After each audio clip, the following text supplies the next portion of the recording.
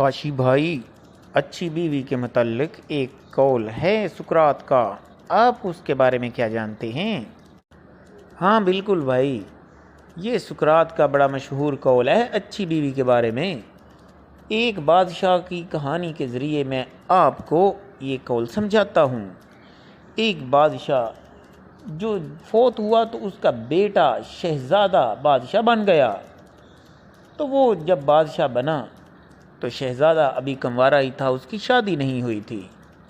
फिर क्या था भाई, वो ऐसा मसरूफ़ हुआ अपने महल के मामलात और मुल्की मामलात में कि उसको शादी का होश तक न रहा।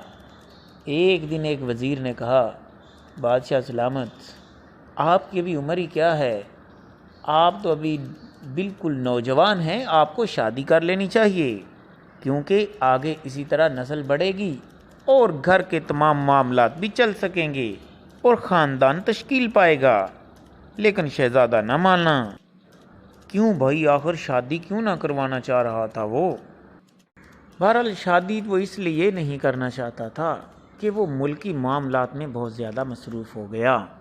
लेकिन वज़ीर ने समझाया कि देखें बादशाह सलामत, अभी तो तकरीबन 25 साल की आपकी उम्र है और आपको शादी करनी चाहिए ताकि ख़ानदान आगे बढ़ सके और अल्लाह की नेमत औलाद से भी आप फ़ायदा हासिल करें। और आपको इसलिए भी शादी करनी चाहिए कि अगर अच्छी बीवी मिल गई तो आपकी ज़िंदगी आसान हो जाएगी, और अगर बुरी बीवी भी मिल गई तो आप फ़िलासफ़र बन जाएंगे। ये सुनकर शहज़ादा बहुत हंसा और मान गया और उसने कहा, ठीक है भाई।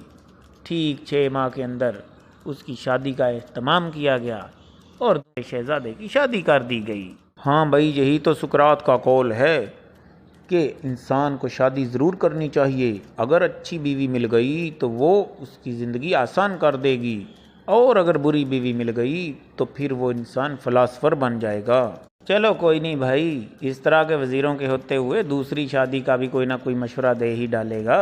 अगर बुरी बीवी मिल गई तो फ़िलासफ़र बन के भी तो शादी कर सकता है। अगर दूसरी भी लड़ती रही तो फिर तो अल्लाह ही हाफ़िज़ है भाई।